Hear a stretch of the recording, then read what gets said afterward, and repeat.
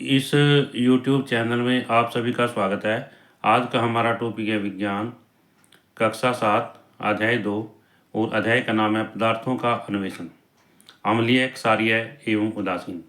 इस अध्याय की पहले भी हमने एक वीडियो बनाई है और आप वह वीडियो विज्ञान कक्षा 7 की प्लेलिस्ट में जाकर देख सकते हैं। और आज इस वीडियो में हम लाल गुलाब एक सूचक के रूप में से प्रारंभ करते हैं। आपने अपने आसपास के अनेक रंग बिरंगे पुष्प देखे होंगे। इसमें क्या है भाई, आपने अपने आसपास अनेक रंग बिरंगे पुष्प देखे होंगे। इन पुष्पों का उपयोग करके सूचक बनाने का प्रयास कीजिए। हमने क्या करना है, इन पुष्पों का उपयोग करके सूचक बनाने की कोशिश करनी है। क्रियाकलाप 2.3 आइए तैयार करें। इसमें यहाँ पर एक लाल गुलाब का फूल जो है दिखाया गया है, पुष्प दिखाया गया है। अपने आसपास से लाल गुलाब के पुष्पों से झड़ी हुई पंखुड़ियाँ एकत्रित कीजिए। यहाँ पर हमने क्या करना है, लाल गुलाब के पुष्प हैं, उनसे जो झड़ी हुई पंखुड़ियाँ हमने वो इकट्ठी करनी है। इसके लिए कृपया पुष्पों को तोड़ें नहीं, अपितु आप भूमि पर गिरी हुई पंखुड़ियाँ अथवा पुष्प उठा लें। तो इसमें है, एक मुट्ठी भर लाल गुलाब की पंखुड़ियाँ लीजिए और उन्हें पानी से धो लीजिए। हमने क्या करना है, एक मुट्ठी भर लाल गुलाब की पंखुड़ियाँ लेनी है और पानी से उनको धो लेना है। फिर आगे खर्ल और मूसल का उपयोग करके पंखुड़ियों को कुचलिए। इसमें खर्ल और मूसल, यहाँ पर इसमें ये घरों में भी होता है और साइंस लैब के अंदर भी होता है कि जो खर्ल और मूसल की सहायता से हमने क्या करना है, पंखुड़ियों को कुचलना है। सिलबट्टा भी कह सकते हैं। मतलब इन्हें एक कांच गिलास में रखिए। फिर क्या करना, हमने इसको एक कांच गिलास में रखना है। यहाँ पर इस कांच के गिलास में थोड़ा गर्म पानी डालिए और यह सुनिश्चित कीजिए कि कुचली हुई पुष्प की पंखुड़ियाँ पूर्णतः पानी में डूब जाएं। हमने क्या करना है, इसमें थोड़ा गर्म पानी डालना है और इतना पानी डालना है ताकि ये पंखुड़ियाँ हैं पानी के अंदर जो है डूब जाएं। सावधानी यह कार्य किसी वयस्क के निर्देशन में ही किया जाना चाहिए। तो इसमें जो ये कार्य कर रहे हैं, किसके निर्देशन में करना चाहिए, किसी वयस्क के निर्देशन में, यानी अपने आपके टीचर हैं या आपके माता पिता हैं, कोई भी। आगे है, कांच के गिलास में ढक्कन से ढक दीजिए। जो कांच का गिलास है उसको हमने क्या करना है, ढक्कन से ढक देना है। 5 से 10 मिनट तक प्रतीक्षा कीजिए जब तक कि पानी रंगीन न हो जाए। जो कांच का गिलास है, हमने उसमें पानी के डालने के बाद में ढक्कन से ढक देना है, गर्म पानी डालने के बाद में, और 5 से 10 मिनट तक इंतजार करना है कि वो पानी जो है रंगीन हो जाना चाहिए। अब क्या करना है, उसको छान लेना है। क्या करना है, छान लेना है। तो इसमें दोबारा से एक मुट्ठी भर गुलाब की पंखुड़ियाँ लेनी है, उनको पानी से धो लेना है और खर्ल और मूसल की सहायता से उनको कुचलना है। उसके बाद में कांच का गिलास लेना है, उसमें हमने डाल देनी है और गर्म पानी डाल देना है कांच के गिलास में ताकि ये डूब जाए। अब इसको ढक देना है और 5 से 10 मिनट तक इंतज़ार करना है ताकि रंग जो है इसको कैसा हो जाए, पानी का रंगीन हो जाए। कैसा हो जाए, रंगीन हो जाए।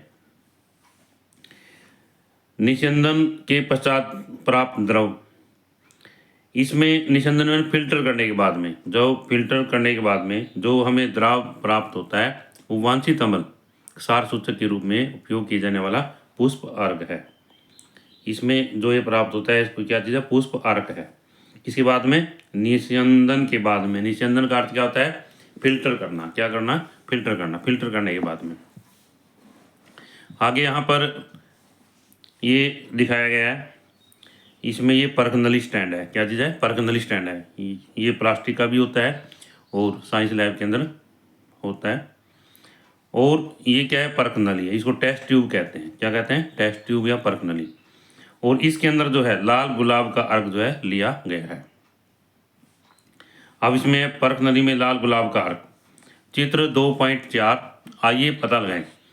तैयार किए हुए लाल गुलाब के अर्क की 10 से 20 बूंदों को 2 छोटी पारदर्शी अथवा पर्क नलियों में डालिए। उन्हें कै और कैसे चिन्हित कीजिए। हमने जो लाल गुलाब का अर्क तैयार कर किया है उसे 10 से 20 बूंदें जो हैं एक 2 छोटी पारदर्शी बोतलों के अंदर जो है या पर्क नलियों में उनको डालना है।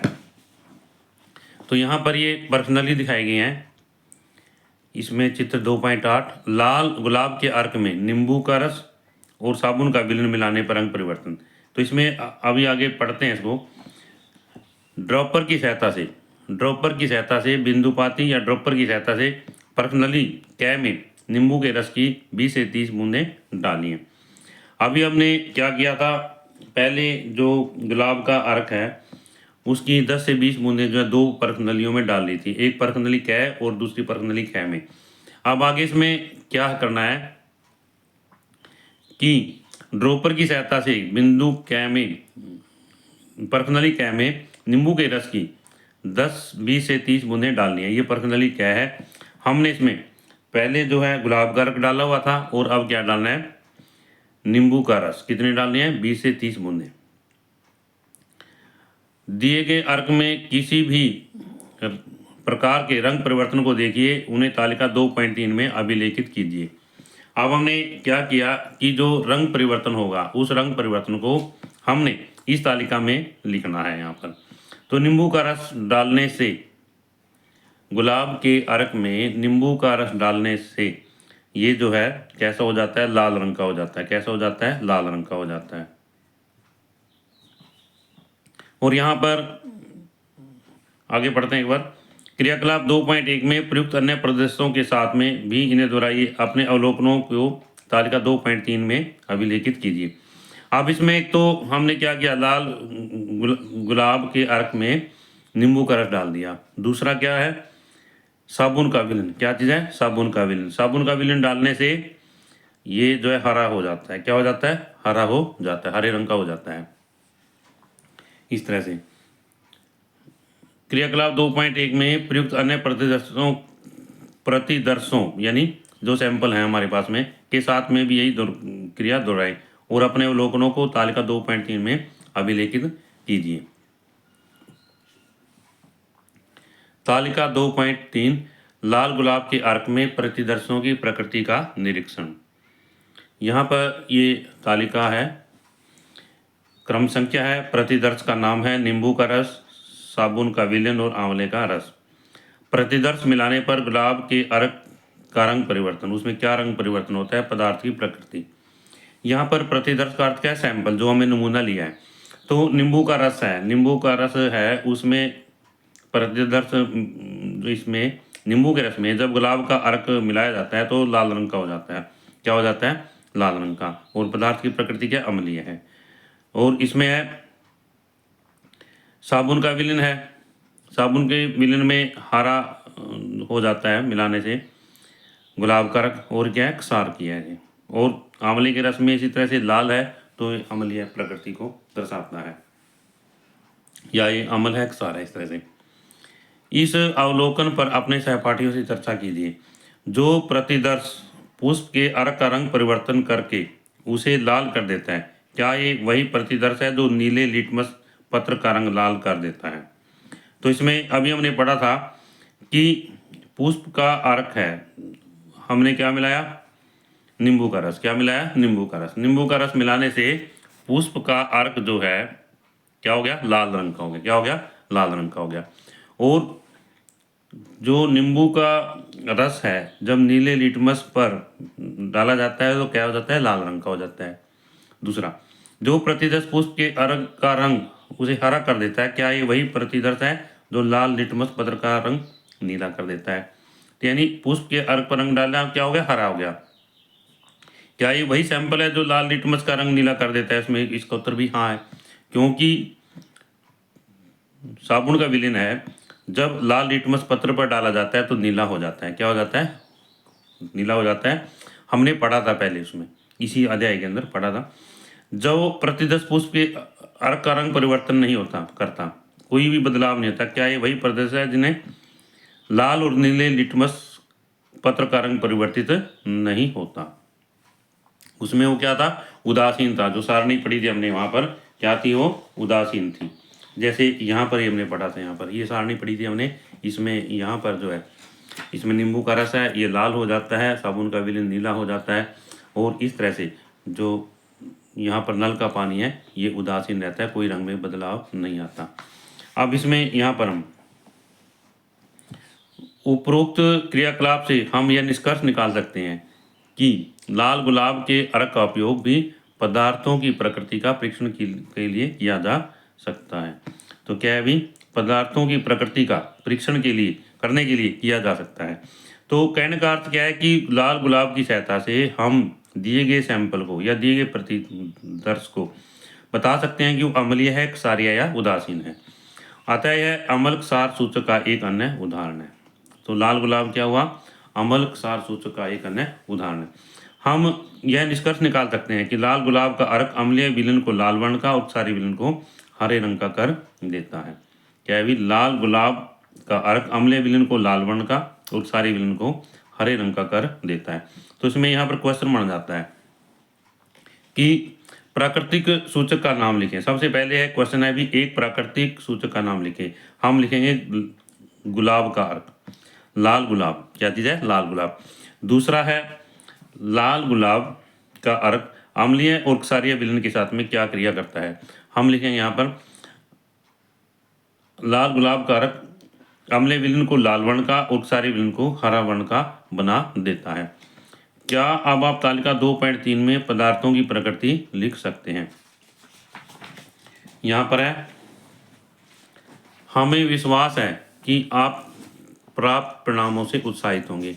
आप कुछ सब्जियों, फूलों, फलों जैसे चुकंदर, लाल एवं बैंगनी पत्ता गोभी, हल्दी जामुन और लाल गुड़हल का पुष्प का अर्क तैयार करने और उससे पदार्थों का परीक्षण करने की प्रक्रिया को दोहरा सकते हैं।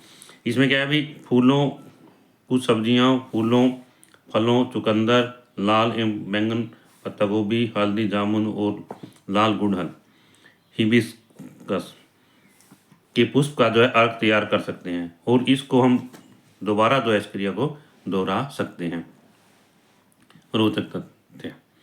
रोचक तथ्य में है, हाइड्रेजिया एक पौधा है। हाइड्रेजिया एक पौधा है जो हिमालय क्षेत्र और पूर्वोत्तर राज्यों में ठंडी जलवायु में उगता है। इसमें मृदा की प्रकृति के आधार पर भिन्न भिन्न रंगों के पुष्प खिलते हैं। अम्लीय मृदा में नीले रंग के पुष्प खिलते हैं। अम्लीय मृदा में कैसे, नीले रंग के पुष्प खिलते हैं, और क्षारीय मृदा में गुलाबी या लाल रंग के पुष्प खिलते हैं। ये माली मृदा की अम्लीय अथवा क्षारीय प्रकृति को समायोजित करके हाइड्रेजिया के भिन्न भिन्न रंगों के पुष्पों को उगा सकते हैं। इसमें यह एक रोचक तथ्य दिया गया है। और ये क्या है, हाइड्रेजिया के पुष्प है यहाँ पर, जो कि अलग अलग प्रकृति में, पृथ्वी की जो मिट्टी है, मिट्टी की अलग अलग प्रकृति में उगते हैं। यहाँ दिया गया है भी, अम्लीय मृदा में नीले रंग के फूल खिलेंगे और क्षारीय मृदा में गुलाबी रंग के फूल खिलेंगे। तो इसमें यहाँ पर हम एक प्रश्न बन जाता है कि जो हाइड्रेजिया पौधा है अम्लीय मृदा में किस रंग के फूल खिलाता है और क्षारीय मृदा में किस रंग के फूल खिलाता है। इस तरह से इस वीडियो में आज हम इतना ही अध्ययन करेंगे। आशा करता हूँ कि इस वीडियो के माध्यम से आपको यह टॉपिक समझ आ गया होगा। इससे अगली वीडियो में हम शेष अध्याय के विषय में पढ़ेंगे।